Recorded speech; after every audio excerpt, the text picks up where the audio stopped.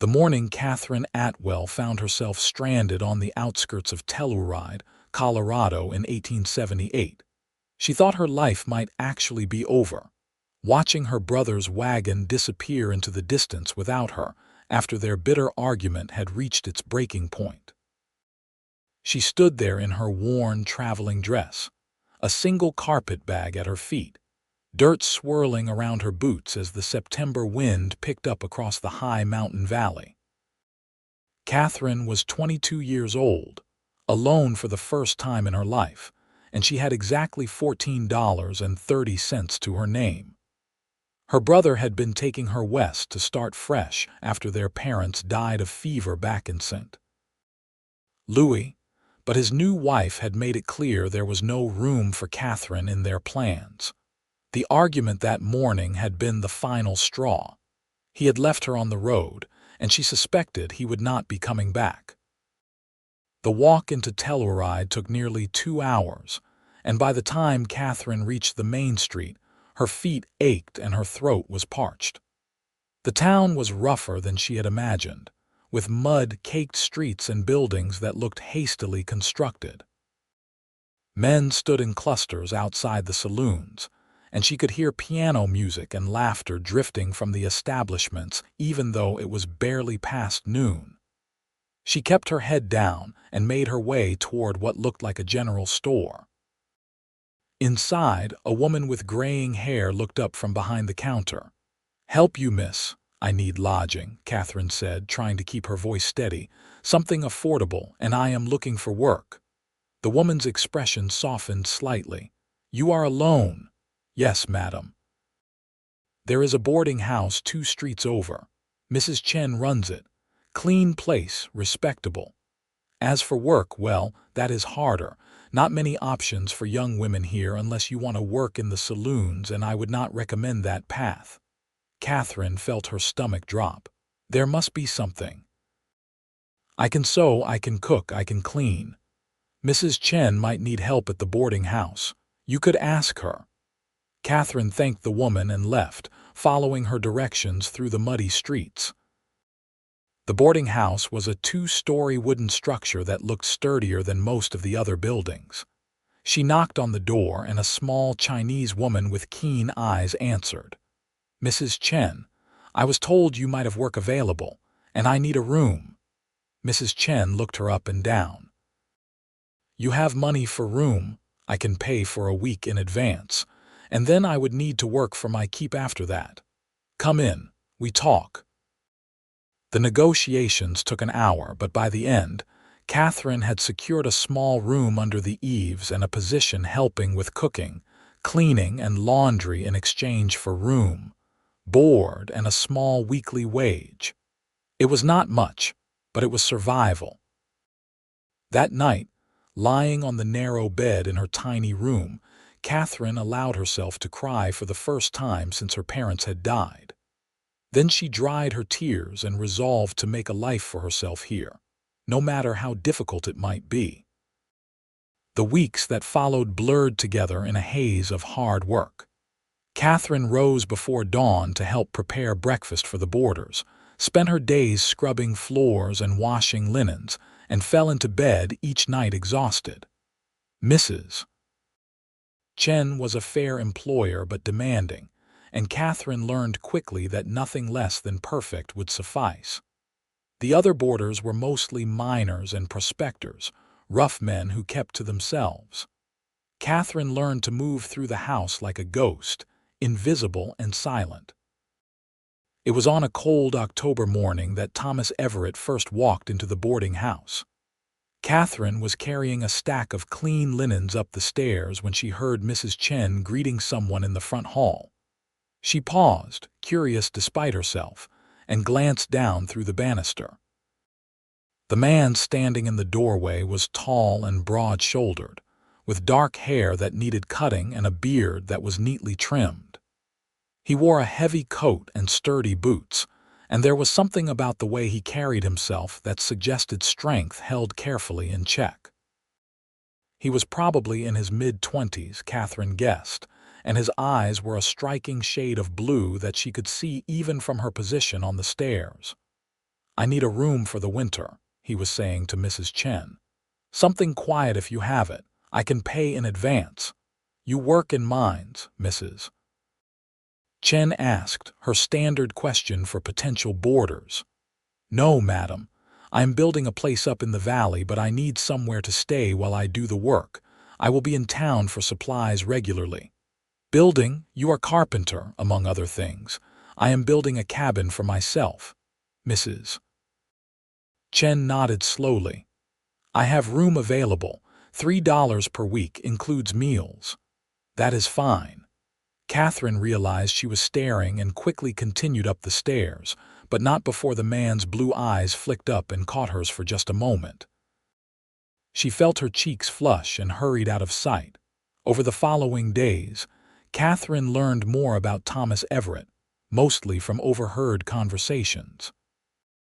He was originally from Wyoming, had worked as a ranch hand and cowboy for years, and had saved enough money to buy a piece of land in the valley outside Telluride. He was building a cabin there with his own hands, planning to start a small ranch. He was quiet and kept to himself, but he was unfailingly polite, always thanking Mrs. Chen and Katherine for meals and service. Katherine found herself noticing him more than she should. The way he moved with careful deliberation, never wasting energy. The way his hands were calloused and scarred from hard work. The way he sometimes sat in the boarding house parlor in the evenings, reading by lamplight, his brow furrowed in concentration. She scolded herself for the attention she paid him, but she could not seem to help it. The first time they actually spoke was in late October. Katherine was struggling to carry a heavy bucket of water up the stairs when she heard a voice behind her. "Let me help you with that." She turned to find Thomas standing there, his hand already reaching for the bucket handle. "I can manage," she said automatically, though her arms were aching. "I am sure you can, but there is no need to when I am right here." She hesitated, then let him take the bucket. He carried it up the stairs as though it weighed nothing. "Which room?" he asked. "The third door on the left." "Thank you." He set the bucket down where she indicated and straightened. "You are Mrs. Chen's assistant?" "Yes, I have been working here for about 6 weeks now." "You are from back east, St. Louis. You can tell from my accent a little. I am Thomas Everett, by the way." "I do not think we have been properly introduced, Katherine Atwell." "A pleasure to meet you properly, Miss Atwell." There was a moment of silence, not quite awkward but charged with something Katherine could not name. Then Thomas nodded and headed back down the stairs, leaving Katherine staring after him. After that, they spoke more frequently, brief exchanges in hallways or over breakfast. Thomas had a dry sense of humor that caught Katherine off guard, and she found herself smiling more than she had in months. He asked about her life in St. Louis, and she found herself telling him about her parents, though she left out the part about her brother abandoning her. He told her about working cattle drives and learning to survive in wild country, about saving every dollar toward the dream of his own land. "Why Telluride?" she asked one morning when she was serving breakfast and the dining room was nearly empty. "The valley where I bought the land is perfect. Good water, good grass, protection from the worst of the winter winds. I can run cattle there, maybe horses eventually. Build something that lasts. It sounds lonely." "I suppose it might be, but I have been lonely in crowds before. At least this way I will have something to show for it." Katherine understood that sentiment more than she could say. November brought snow to the high country, and the work of building a cabin became more difficult. Thomas would leave before dawn and often return after dark, covered in sawdust and exhausted. Katherine noticed that he was losing weight, pushing himself too hard. One evening, when he came in looking particularly worn, she made him sit down in the kitchen while she fixed him a plate of food that was larger than the standard serving. "You are going to work yourself to death," she said, setting the plate in front of him. The cabin needs to be closed in before the worst of the winter hits. What good is a cabin if you freeze to death before you finish it? He looked up at her, and there was something in his expression that made her breath catch. You sound concerned about me, Miss Atwell. I would be concerned about anyone pushing themselves so hard. Anyone. She felt her cheeks flush. Eat your supper before it gets cold. He smiled, a real smile that transformed his whole face, and obeyed. The evening conversations in the kitchen became a regular occurrence. Thomas would tell her about the progress on the cabin, describing it in such vivid detail that Katherine could almost see it. A single large room with a sleeping loft, a stone fireplace he was building himself, windows facing east to catch the morning sun. He talked about the land around it, the way the mountains rose up behind and a creek ran through the property, cold and clear even in winter. It sounds beautiful, Katherine said wistfully one night. You should see it sometime. I mean, when it is finished, I would be happy to show you. That would be kind of you. She meant it as a polite response, but the way Thomas looked at her suggested he heard something more in her words. The air between them felt heavy with things unsaid. December arrived with a vengeance, bringing storms that kept Thomas in town for days at a time. Katherine found that she missed their conversations when he could not work on the cabin.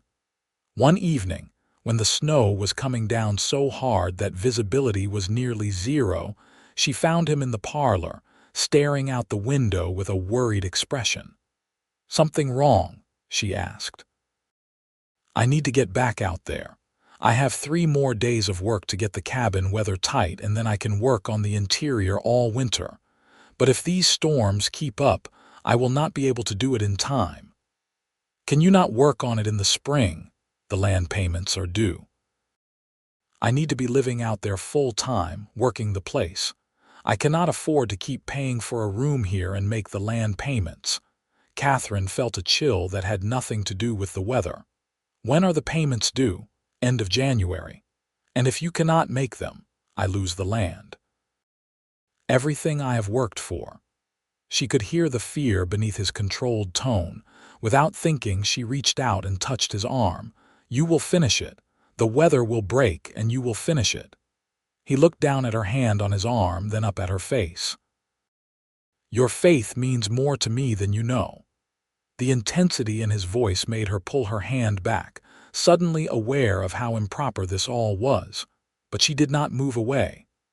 "Why does this land matter so much to you?" she asked softly. Thomas was quiet for a long moment. "I spent 10 years working for other men, taking orders, living in bunkhouses and camps. I watched men who owned land, who had something of their own, and I wanted that. Not for pride, but for security. For the chance to build something that could not be taken away on a foreman's whim.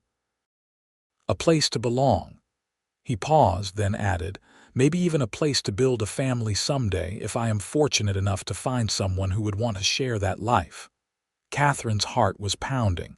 "Any woman would be fortunate to share a life with a man like you." "You think so?" "I know so." The way he was looking at her now made it clear they were no longer speaking in hypotheticals. Katherine knew she should excuse herself, return to her duties, maintain proper distance. Instead, she stayed exactly where she was. "Katherine," Thomas said, and it was the first time he had used her given name. "I need to be honest with you. These past months, getting to know you, I have found myself thinking about that cabin differently. Not as a place for just one person, but as a home. A real home, the kind you build with someone else. Thomas, I know I have no right to speak to you this way. I am a cowboy with nothing but a half-built cabin and a piece of land. You deserve better than that, but I cannot keep pretending I do not feel what I feel when I see you every day." Katherine's throat felt tight. "What do you feel?" "That I am falling in love with you. That I want to build that cabin for you as much as for myself. That every nail I drive, I am thinking about making a home for us." She should have been shocked. should have drawn back, reminded him of propriety and proper courtship. Instead, she found herself saying, "I think about that cabin too, about what it would be like to live somewhere so beautiful, so peaceful, with someone who sees me as more than just hired help." "Katherine, you are so much more than that. You are strong and kind, and you have endured hardships that would have broken someone with less courage. When I imagine the future now, you are in it. Always." She was crying, though she had not realized it until Thomas reached up and gently brushed a tear from her cheek. His touch was careful, reverent. "I cannot offer you an easy life," he said. "The cabin is small, the work is hard, the winters are harsh. But I can promise you that I would spend every day trying to make you happy. Every nail I drive into that cabin would be a promise I intend to keep, to provide for you, to protect you, to cherish you." "That is all I have ever wanted," Katherine whispered. "Not riches or ease, but someone who truly sees me, someone who builds a future with intention and care." "Is that a yes? Because I am asking, Katherine. I am asking if you would consider marrying me, sharing this life I am trying to build." She thought about her brother who had abandoned her, about her parents who had died and left her adrift, about the weeks of hard work and loneliness in this mountain town. Then she thought about Thomas, who had shown her nothing but respect and kindness, who spoke about the future with such hope and determination. "Yes," she said. "Yes, I will marry you." Thomas let out a breath that sounded like he had been holding it for hours. Then, with infinite gentleness, he cupped her face in his calloused hands and kissed her. It was Katherine's first kiss, and it was everything she had not known to hope for, tender and passionate and full of promise. When they finally pulled apart, Thomas was smiling that transforming smile. "I will finish that cabin if I have to work day and night. I will make it worthy of you. It already is, because you are building it with care. That is what makes it worthy." They stood close together, watching the snow fall beyond the window, and Katherine felt something she had not felt in a long time. Hope. The next day the weather broke. Thomas left before dawn, and Katherine spent the day in a daze, alternating between elation and terror at what she had agreed to. Mrs. Chen noticed her distraction and called her into the kitchen. "Something happened?" the older woman asked. Katherine hesitated, then decided honesty was best. "Thomas Everett asked me to marry him. I said yes." Mrs. Chen was quiet for a moment, then nodded. "He is good man. I see how he looks at you, how you look at him. You are sure about this?" "Yes, I know it seems sudden, but I am sure. Love is not always about time. Sometimes is about recognition.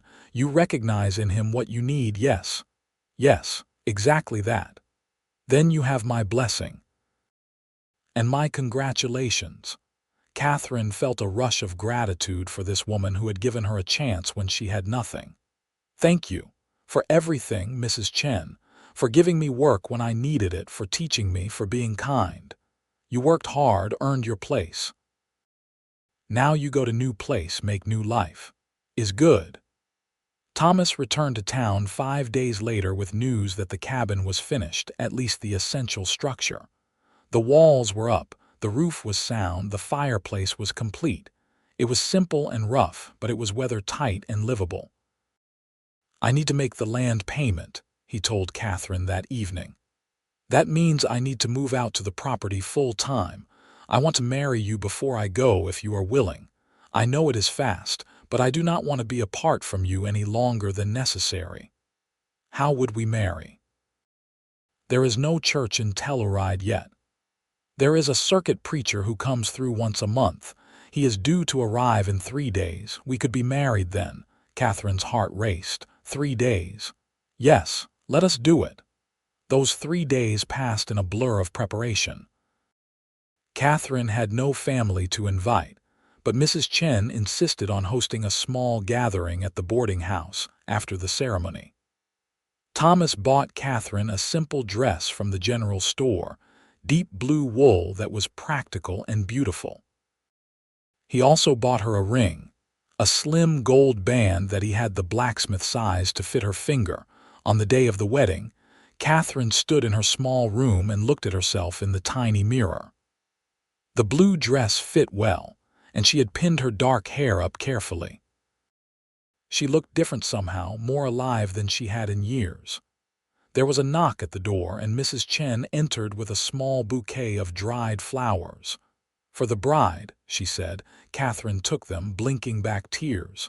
"Thank you. You are ready?" "I am."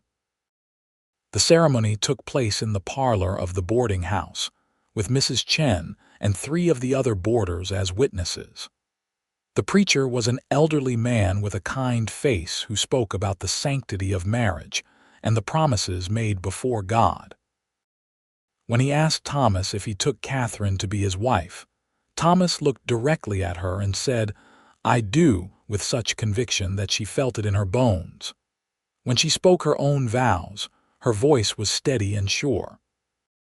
Thomas slipped the ring onto her finger, and Katherine stared at it, this symbol of commitment and promise. Then the preacher pronounced them husband and wife, and Thomas kissed her in front of everyone, a kiss that was both chaste and full of barely restrained passion. The gathering afterward was simple but joyful. Mrs. Chen had prepared special food, and someone produced a bottle of whiskey for toasting. The boarders congratulated them, and Katherine felt a warmth that had nothing to do with the fire in the hearth. She was married. She had a husband. She had a home waiting for her, even if she had not seen it yet. That night, Thomas was gentle and patient with Katherine, guiding her through the intimacy of marriage with care and tenderness. Afterward, lying in the narrow bed in his room at the boarding house, Katherine felt a contentment she had never known before. "Tomorrow we will go to the cabin," Thomas said, his arm around her shoulders. "It is not much, but it is ours. I will spend the rest of my life making it better for you." "It is already perfect because you built it for us," Katherine said. "Every nail a promise, remember, every single one, and I intend to keep them all." They left Telluride at first light, with Thomas driving a rented wagon loaded with supplies. The journey into the valley took several hours, following rough trails through pine forests and across meadows deep in snow. Katherine was bundled in every warm piece of clothing she owned, but the cold still bit through. Thomas kept checking on her, making sure she was all right, and she found his concern endearing rather than annoying. When they finally rounded a bend and Thomas said, "There it is," Katherine looked up eagerly. The cabin sat in a clearing with mountains rising behind it, dark against the blue winter sky. It was small, made of pine logs that were still golden and fresh. The roof was steep to shed snow, and smoke was rising from the stone chimney.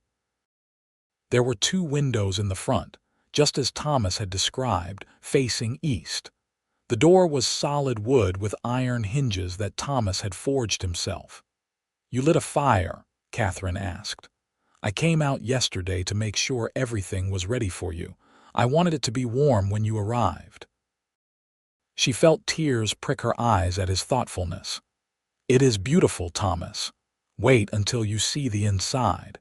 He helped her down from the wagon and led her to the door, which he opened with a flourish. The interior was a single large room, just as he had described.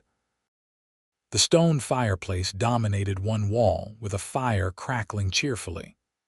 There was a simple table with 2 chairs, a cook stove in one corner, and a ladder leading up to a loft where Katherine could see a bed. The floor was rough but solid, and the windows let in clear light. It was sparse, but it was clean and well built, and it felt safe.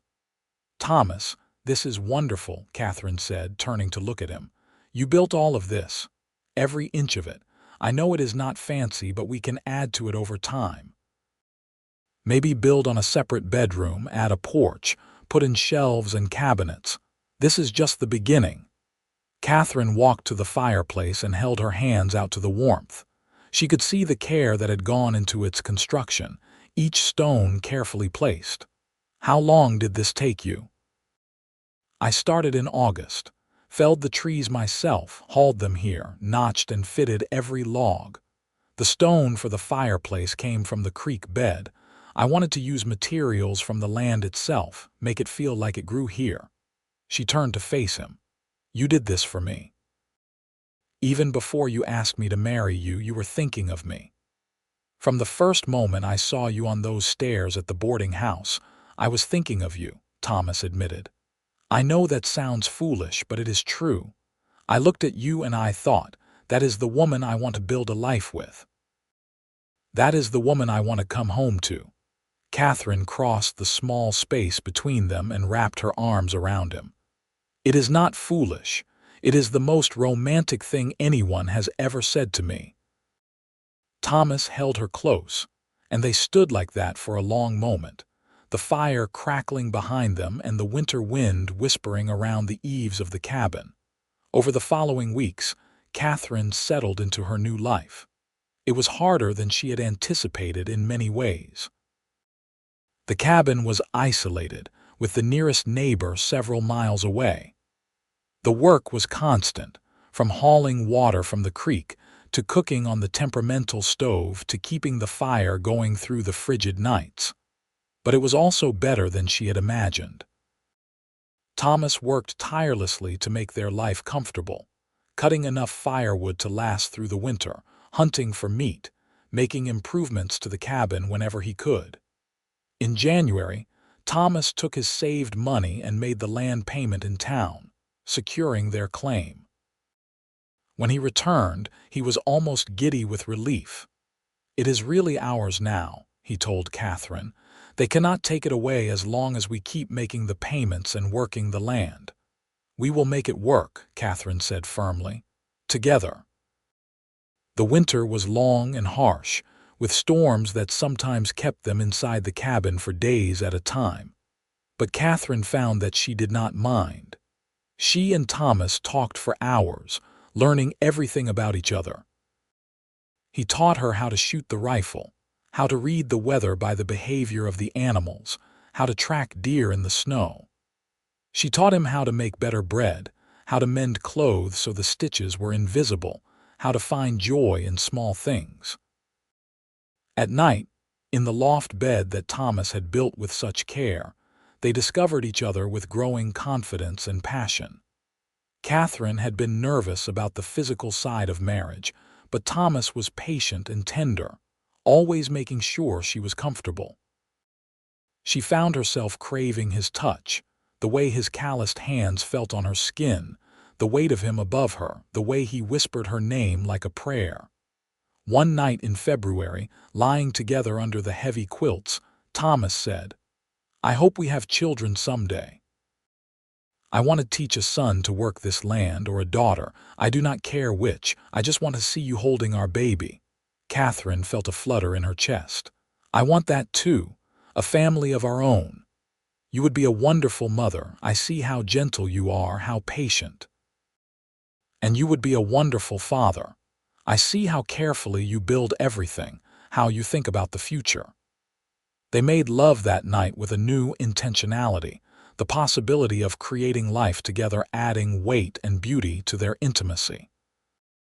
Spring came late to the High Valley, but when it finally arrived, it transformed everything. The snow melted to reveal meadows of new grass, and the creek swelled with runoff. Thomas began the work of building fences and a small barn for the livestock he hoped to purchase. Katherine planted a garden near the cabin, putting in seeds for vegetables that Mrs. Chen had given her as a parting gift.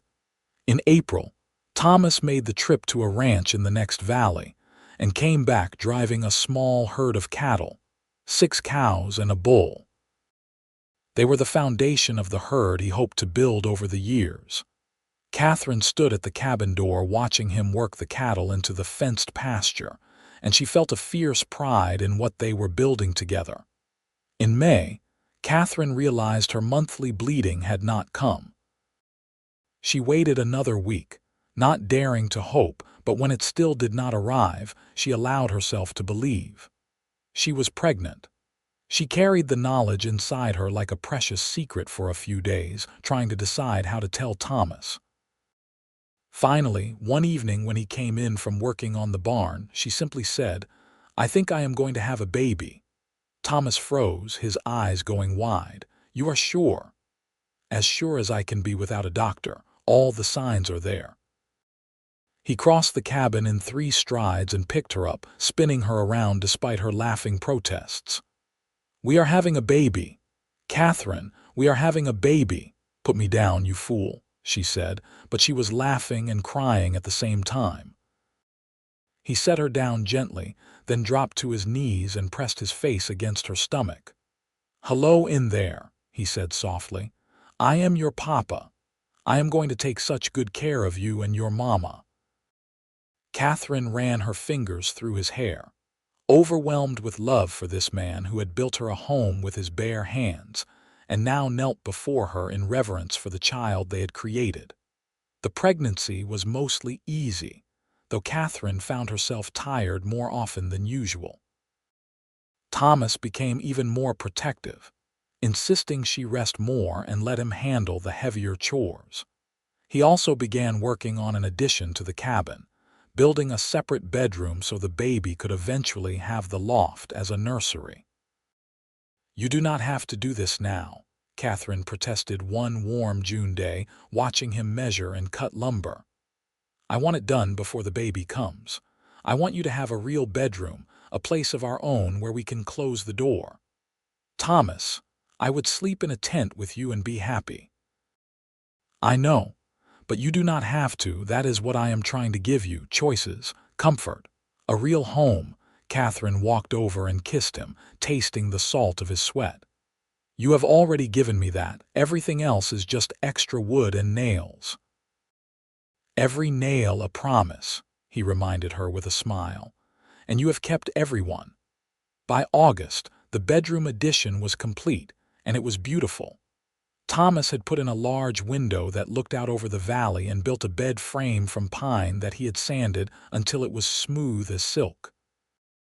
They had saved money to buy a real mattress in town, a luxury that made Katherine feel like a queen. The baby came in late January, during a snowstorm that trapped them in the cabin. Katherine went into labor in the early morning, and Thomas spent the day trying to hide his panic while helping her through it. He had read everything he could find about childbirth, but reading and experiencing were 2 different things. Katherine found his barely concealed terror almost funny, despite the pain. "You have delivered calves," she gasped between contractions. "This is not so different." "You are not a cow," Thomas said, looking horrified. "That is completely different." The midwife they had hoped would attend was trapped by the storm at another homestead, so Thomas delivered his own child, his hands shaking but his focus absolute. When the baby finally emerged with a lusty cry, Thomas caught his son in his hands and stared at the squalling infant with wonder. "It is a boy," he said, his voice choked with emotion. "Katherine, we have a son. Is he all right? Let me see him." Thomas cleaned the baby with trembling hands and wrapped him in the soft blankets they had prepared, then placed him in Katherine's arms. The baby was red-faced and angry, with dark hair plastered to his skull and surprisingly strong lungs. "He is perfect," Katherine whispered, counting tiny fingers and toes. "Thomas, look at what we made." Thomas sat on the edge of the bed, his arm around Katherine, staring at their son. "I never imagined I could feel like this, like my heart is too big for my chest." They named him Samuel Thomas Everett, and he transformed their lives in ways both exhausting and wonderful. The cabin that had seemed spacious now felt full, with baby blankets and diapers hanging to dry near the fire. Katherine was tired all the time, but she had never been happier. Thomas was a devoted father, walking Samuel around the cabin at night when he fussed, talking to him about the ranch and the land, and all the things he would teach him someday. "He cannot even understand you yet," Katherine said one night, watching Thomas pace with the baby. He will someday. I want him to know my voice, to feel safe when I am holding him." Katherine felt tears prick her eyes. Her own father had been kind but distant, and seeing Thomas with Samuel showed her what fatherhood could truly be. The years that followed were full of hard work and steady growth. The ranch prospered slowly but surely. Thomas added to the herd each year, and the cattle thrived on the rich valley grass. He built a proper barn and a chicken coop, and added a front porch to the cabin where they could sit on summer evenings and watch the sun set behind the mountains. Katherine's garden grew larger and more productive, and she learned to preserve food for the winter months. They added a root cellar and a smokehouse, each new structure representing another step toward security and stability. Samuel grew from a tiny baby into a rambunctious toddler with his father's blue eyes and his mother's dark hair. He followed Thomas everywhere, his chubby legs working hard to keep up as his father worked around the ranch. Thomas was endlessly patient with him, explaining everything he did and teaching Samuel to be gentle with the animals and respectful of the land. When Samuel was 3, Katherine found herself pregnant again. This time the pregnancy was harder, and she was sick for the first few months. Thomas hired a girl from town to help with the housework, so Katherine could rest, a luxury they could now afford thanks to years of careful saving. Their second child, a daughter they named Emma Katherine Everett, was born on a beautiful April morning with the first wildflowers blooming in the meadow. She was smaller than Samuel had been, with delicate features and a surprisingly calm temperament. Samuel was fascinated by his baby sister, wanting to hold her and help take care of her. "Gentle," Thomas reminded him over and over as Samuel patted the baby's head with his small hands. "She is very little and fragile. I protect her," Samuel announced solemnly, "like Papa protects Mama." Thomas met Katherine's eyes over their children's heads, and the look they shared was full of love and satisfaction. This was what they had built together, not just a cabin and a ranch, but a family, a life. By the time Samuel was 5 and Emma was 2, the ranch was solidly profitable.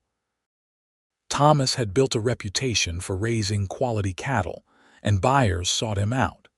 They had paid off the land and had money saved for the first time in their lives. Thomas began talking about building a larger house, something with multiple bedrooms and a real parlor. "I want our children to grow up with opportunities," he told Katherine one evening. They were sitting on the porch, watching Samuel chase chickens in the yard while Emma napped inside. "I want them to have educations, to see more of the world than I did." "They will," Katherine assured him. "But they will also have something you did not have growing up, a home filled with love, parents who adore each other and them. That is worth more than any education."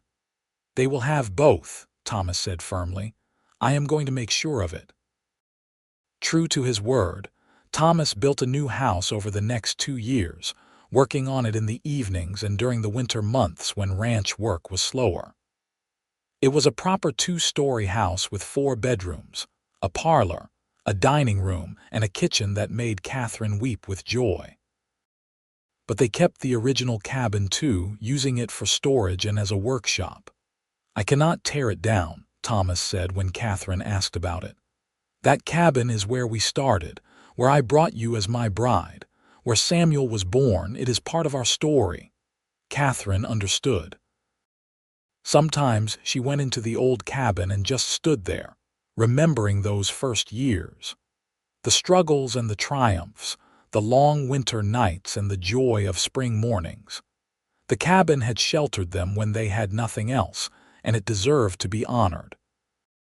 The town of Telluride continued to grow, and more families settled in the area. Samuel started school when he was 6, riding into town each day on a gentle mare that Thomas trained specifically for that purpose. He was a bright boy, quick with numbers and curious about everything. Emma would start school in a few years, and Katherine looked forward to having all her children educated, something she considered a privilege and a priority. When Samuel was 8 and Emma was 5, Katherine found herself pregnant again. This pregnancy was unexpected but welcomed, and she gave birth to another son, Daniel Joseph Everett, in the bedroom of the new house with a doctor in attendance. Daniel was a large baby with a loud cry and an appetite that amazed everyone.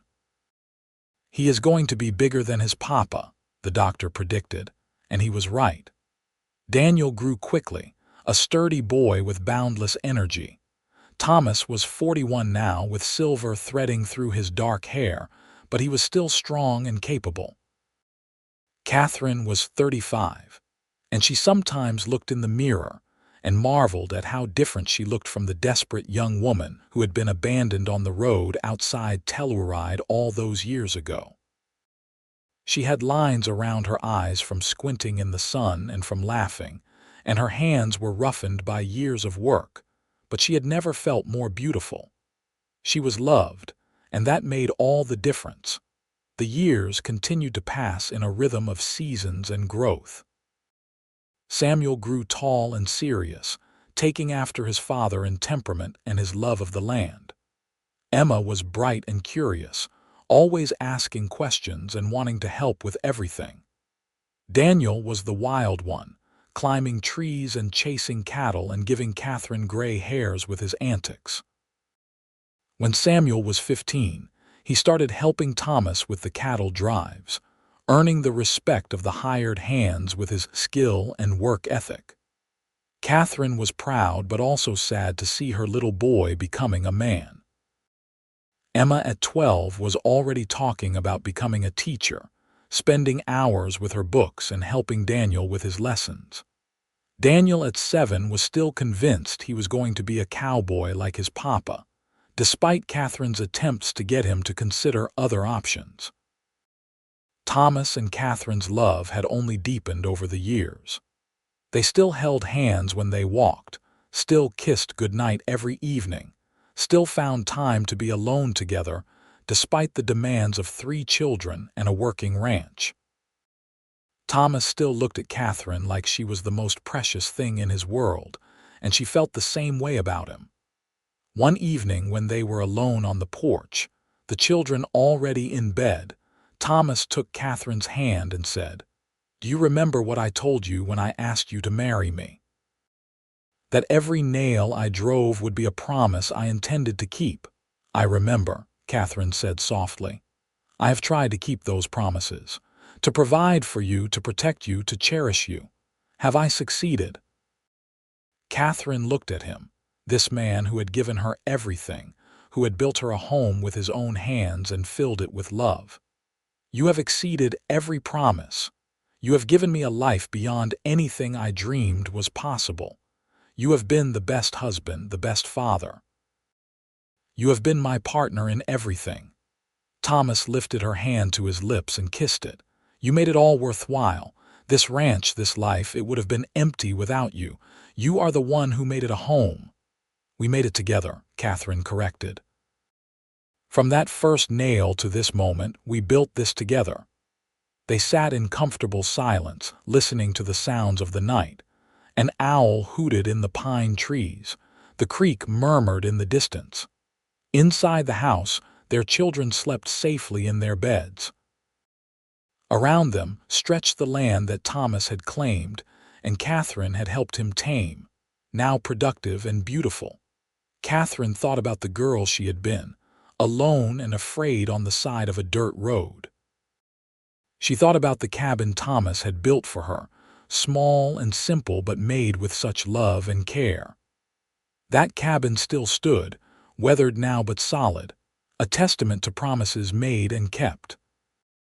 The new house was grander and more comfortable, but that cabin would always be special, the foundation of everything they had built together. "I love you," Katherine said, the words as true now as they had been when she first said them 17 years ago. "I love you too," Thomas replied. Forever. The years continued to unfold with their mix of joy and sorrow, triumph, and challenge. Samuel, at 18, decided he wanted to stay on the ranch, working alongside his father to continue building the family legacy. Thomas formally made him a partner, teaching him everything about running the operation. Emma went away to Denver to attend a teaching college, making the whole family proud. Daniel, true to his childhood dreams, became a skilled cowboy and wrangler, with a gift for training horses that rivaled his father's. Thomas and Katherine's hair turned gray, and their bodies showed the wear of decades of hard work, but they remained active and engaged in the ranch and in the lives of their children. They were blessed with grandchildren, as Samuel married a rancher's daughter named Abigail and started a family of his own. Emma married a teacher she met in Denver and brought him back to Telluride, where they both taught at the growing school. Even Daniel eventually settled down, marrying a spirited young woman who could ride and rope as well as any man. The original cabin became a favorite place for the grandchildren, who loved to play in it and hear stories about when Grandpa had built it for Grandma. Thomas and Katherine would take them there sometimes and tell them about those early days, about struggling through that first winter, about the joy of making something from nothing. "Every nail a promise," Thomas would say, running his hand along the logs he had shaped so long ago. "And I kept every one." Katherine would smile and take his hand, and their grandchildren would see the love that still burned bright between them after so many years. As they grew older, Thomas and Katherine spent more time sitting on the porch of the big house, watching their children and grandchildren work the ranch that had started with one man's determination and one woman's faith.